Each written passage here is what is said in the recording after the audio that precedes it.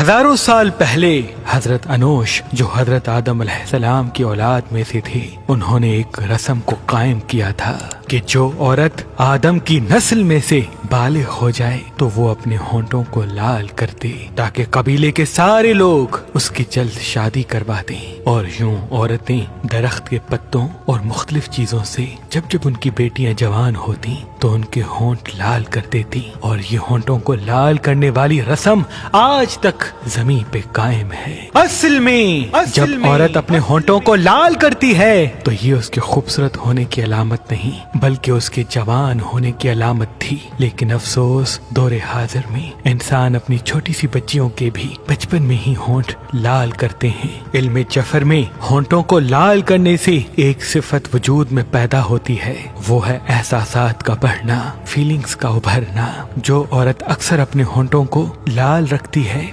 उनमें रहम, हमदर्दी, प्यार, गुस्सा, मोहब्बत बनिस्बत दूसरी औरतों के बढ़ने लगती है। तभी उनको चाहिए कि वो इन एहसासात के साथ रहें तो, लेकिन इन एहसासात में आके जल्दबाजी करके कोई फैसला न करें। और जो औरतें कभी कभार अपने होंठों को लाल करती हैं तो वो नजर हसद में जल्दी गिरफ्तार हो जाती हैं, क्योंकि जब भी कोई उनको देखता है तो न चाहते हुए भी लोगों की निगाह उनके होंठों की तरफ जाती है। तभी उनको चाहिए कि जब भी वो घर से बाहर निकले तो चारों कुल और आयतुल कुर्सी पढ़ के निकला करें। इंशाअल्लाह वो नजर हसद से अल्लाह की पनाह में रहेंगी।